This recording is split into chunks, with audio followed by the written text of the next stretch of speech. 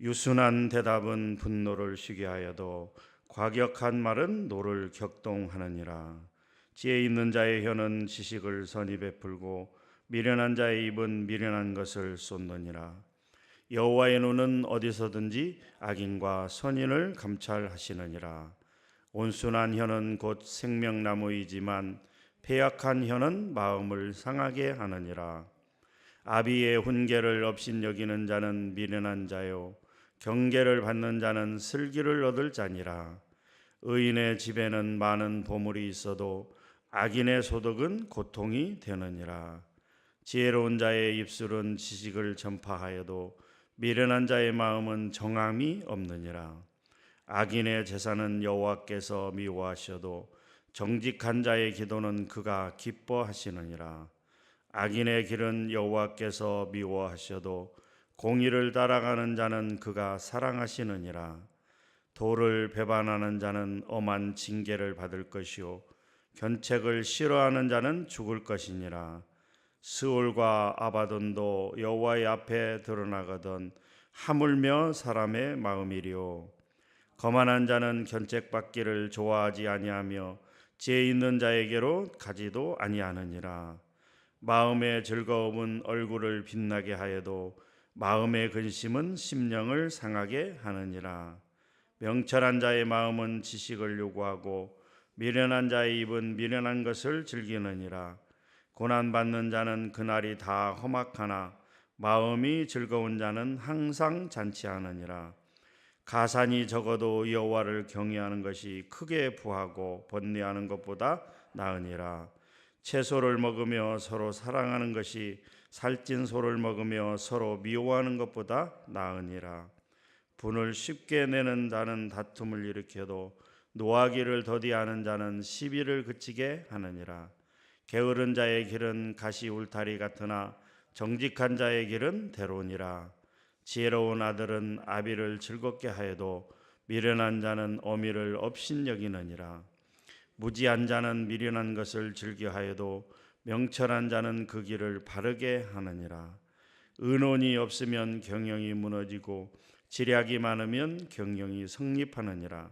사람은 그 입의 대답으로 말미암아 기쁨을 얻나니 때에 맞는 말이 얼마나 아름다운고. 지혜로운 자는 위로 향한 생명길로 말미암으로 그 아래에 있는 스올을 떠나게 되느니라. 여호와는 교만한 자의 집을 허시며 과부의 지게를 정하시느니라. 악한 꾀는 여호와께서 미워하시나 선한 말은 정결하니라. 이익을 탐하는 자는 자기 집을 해롭게 하나 뇌물을 싫어하는 자는 살게 되느니라. 의인의 마음은 대답할 말을 깊이 생각하여도 악인의 입은 악을 쏟느니라. 여호와는 악인을 멀리하시고 의인의 기도를 들으시느니라.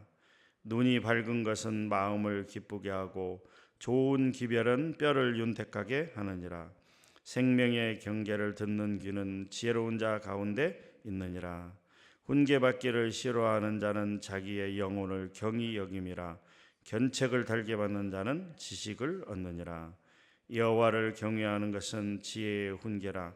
겸손은 존귀의 앞잠이니라. 길잡이니라. 아멘. 할렐루야. 33절까지 되어 있어서 꽤 긴 절입니다만은 우리가 그 뜻을 생각하면서 천천히 한번 읽었습니다. 잠언 말씀은 거듭해서 말씀드리는 것처럼 우리에게 실생활 가운데에서 우리에게 주어지는 귀한 말씀들입니다. 특별히 10장에서 15장까지의 전체적인 내용은 이 반어적인 평행법이라고 이렇게 말하고 있습니다. 반어적 평행법이 뭐냐면 그 한 절마다 앞부분과 뒷부분이 평행을 이루고 있어요. 그런데 그 평행이 어떻게 되어 있냐면 반대적으로 되어 있다라고 하는 것이죠. 예를 들자면 유순한 대답은 분노를 쉬게 하여도 과격한 말은 노를 격동하느니라. 이렇게 앞부분과 뒷부분이 완전히 정반대의 내용을 담고 있다라고 하는 것이죠. 악인은 어떻고 또 반대로 선인은 어떻다라고 이렇게 되어 있고요. 지혜로운 자는 또 어떠며 또 그 반대로 미련한 자는 어떻다. 이렇게 정반대의 내용으로 이렇게 계속해서 이루어져 있는 내용이 10장에서 15장까지 주로 그 구성되어 있는 내용들입니다.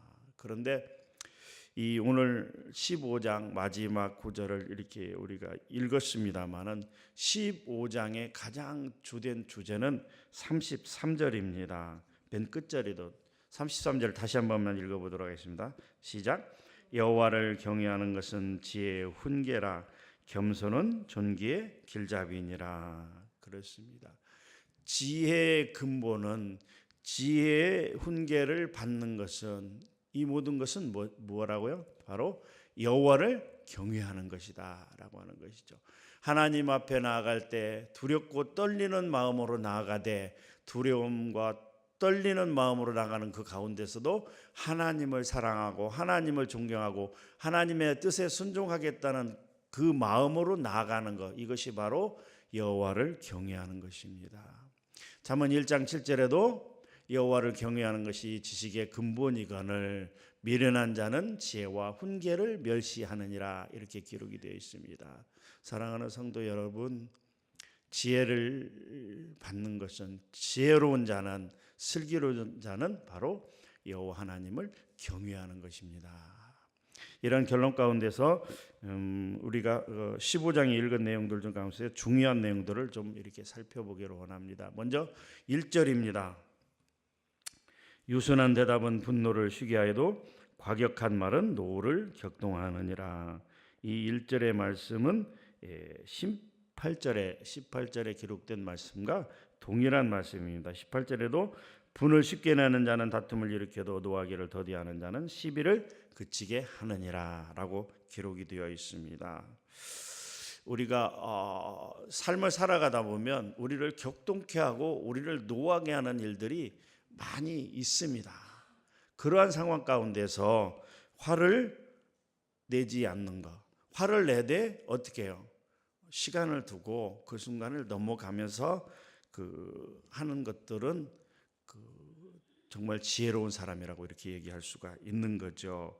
유순한 대답은, 어떤 사람이 상대방이 화를 막 내고 있을 때 거기에 맞대응해서 같이 화를 내는 것은 어리석고 미련한 것이라고 오늘 말씀은 기록하고 있습니다.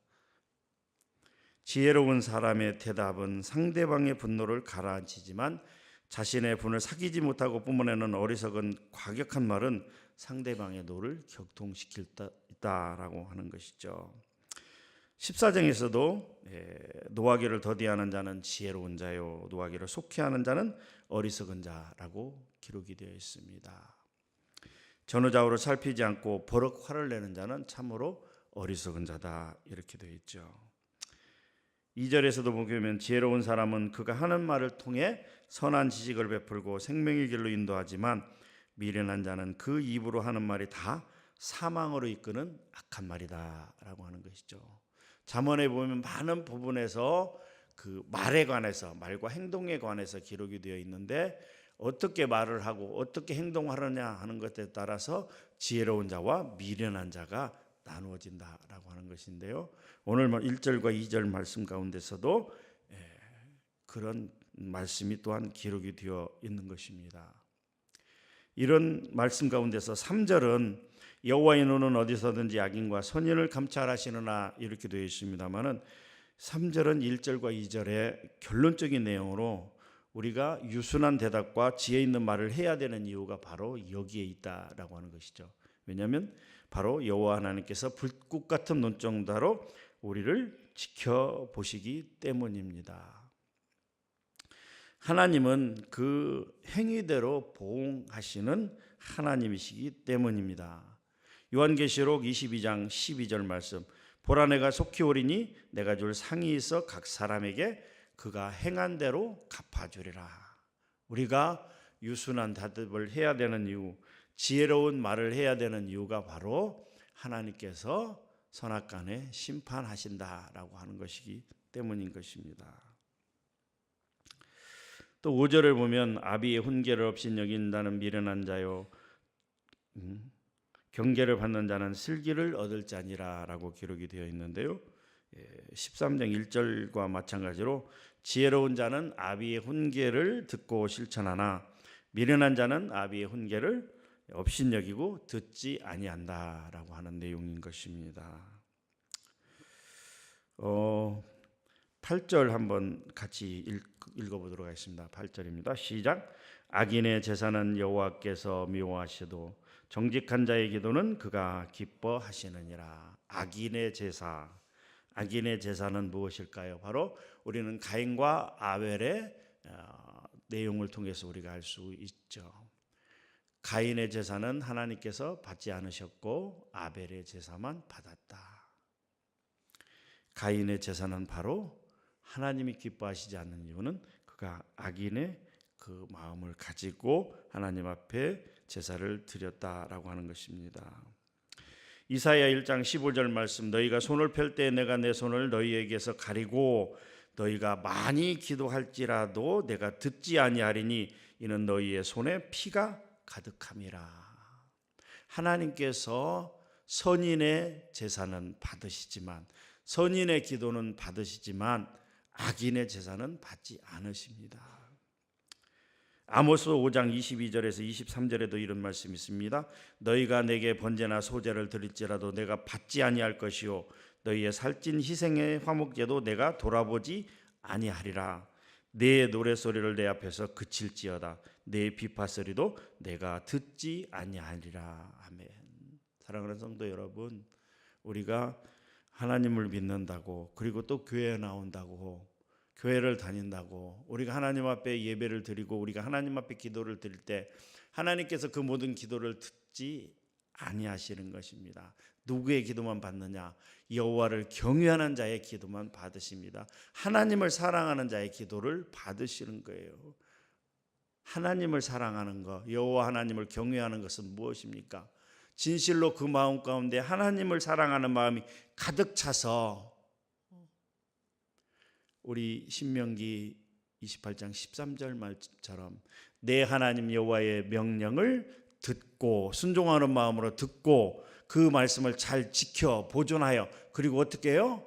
행하는 자들, 그들의 예배를 받으시고 그들의 기도를 받으신다라고 하는 것입니다. 사랑하는 성도 여러분, 여러분들이 마음이 바로 그 마음이 되기를 원합니다. 하나님을 사랑하는 마음, 하나님을 사랑하되 어떻게 해요? 마음을 다하고 뜻을 다하고 힘을 다하고 목숨을 다해 하나님을 사랑하는 거. 어렵나요? 쉽습니다. 어떻게 해요?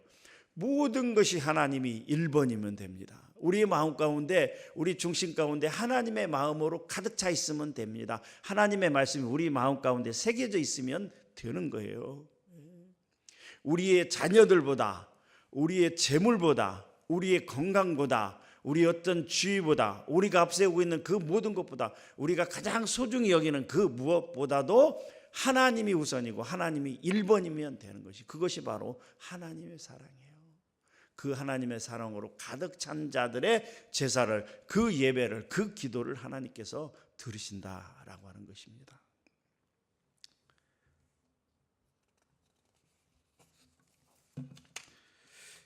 13절 말씀 우리 한번 같이 읽어보도록 하겠습니다. 13절 말씀 시작. 마음의 즐거움은 얼굴을 빛나게 하여도 마음의 근심은 심령을 상하게 하느니라. 아멘. 마음의 즐거움은 얼굴을 빛나게 하여도.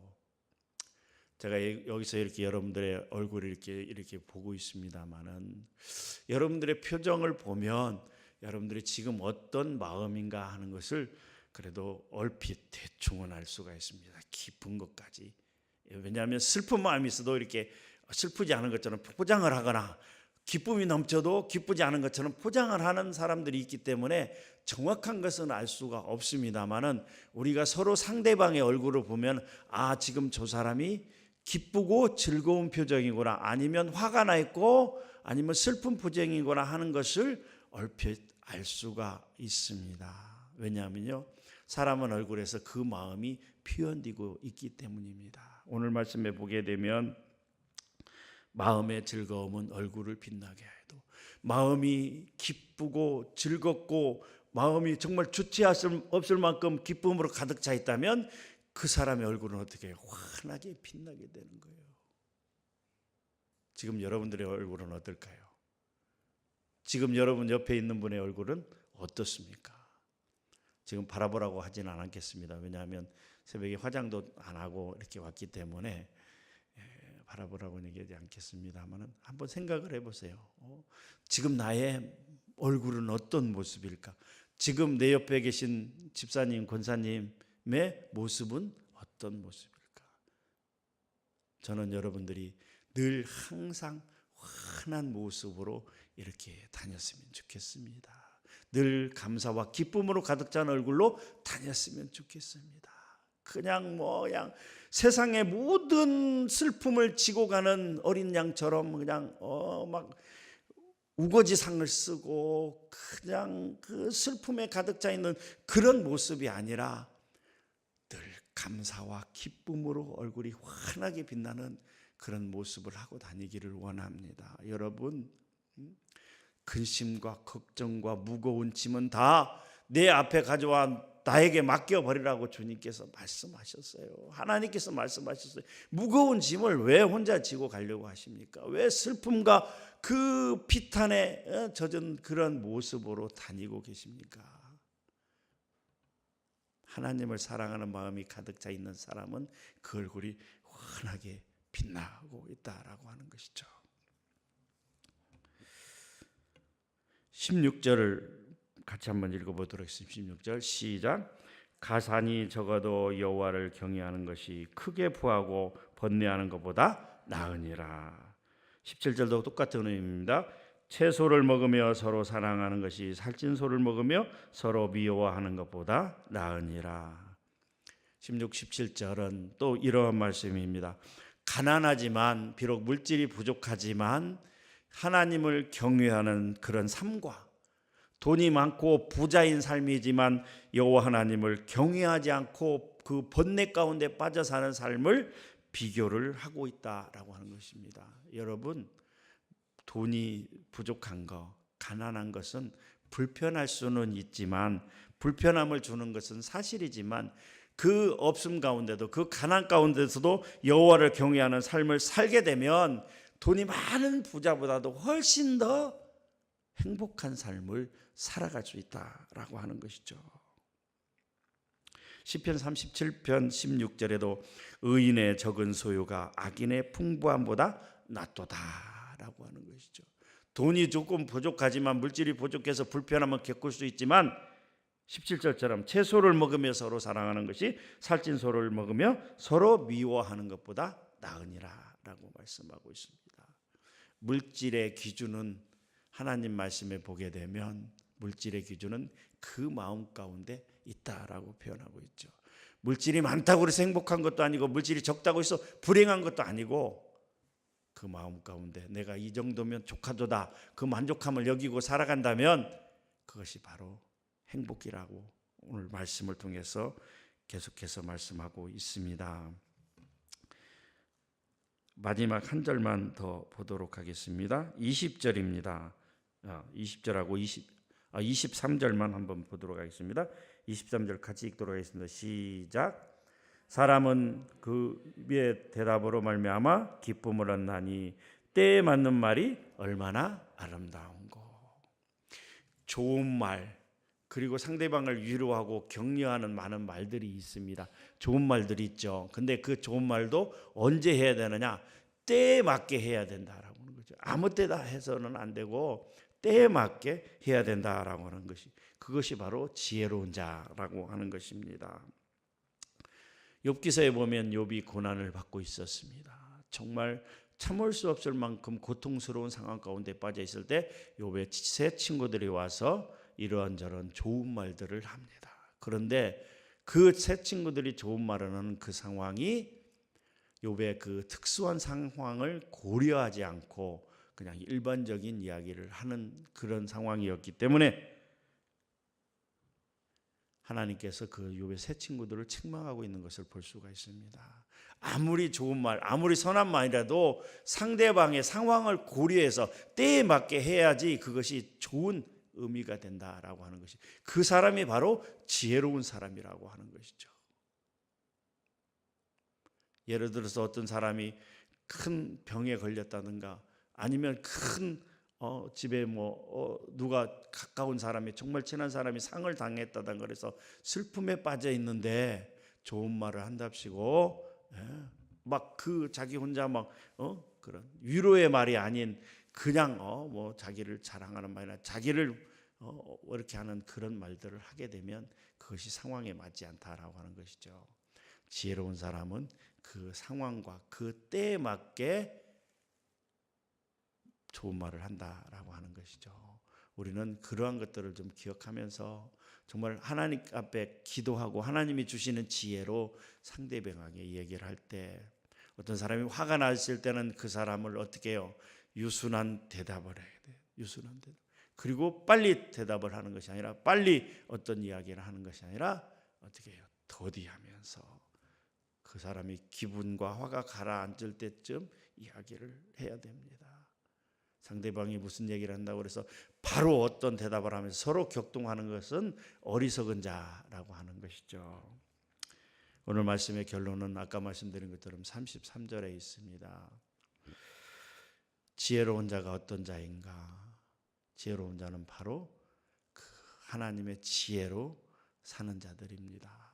하나님을 경외하는 삶을 사는 자들입니다. 우리가 말을 하고 행동을 하고 모든 삶을 살아갈 때 지혜로운 자가 되기를 주님의 이름으로 축복합니다. 지혜로운 자는 하나님 앞에 늘 기도하며 하나님의 뜻을 물어서 하나님 이렇게 할까요? 저렇게 할까요? 하나님 나에게 지혜를 주세요. 순간순간 무슨 상황이 닥쳤을 때 하나님 앞에 기도하면서 하나님이 주시는 지혜와 하나님이 주시는 훈계와 이런 것들을 가지고 나아가는 사람, 그것이 바로 지혜로운 사람입니다. 오늘 하루도 그런 지혜로운 삶을 살아가는 저와 여러분들이 되시기를 주님의 이름으로 축복합니다. 기도합니다. 하나님 감사합니다. 이 시간에도 귀한 말씀 주시니 감사합니다. 지혜의 근본은 지혜로운 자는 여호와 하나님을 경외하는 자라고 오늘 말씀을 통하여 들었습니다. 하나님, 오늘 하루의 삶을 살아갈 때 지혜로운 삶을 살아갈 수 있도록 우리에게 하나님 깨우쳐 주시고 하나님 가르쳐 주시고 하나님 우리를 인도하여 주시고 동행하여 주시옵소서. 오늘 또 여호와 하나님과 동행하는 삶을 살아갈 수 있도록 우리 모든 성도님들에게 은혜를 더하여 주시옵소서. 감사드립니다. 살아계신 예수님의 이름으로 기도하옵나이다. 아멘.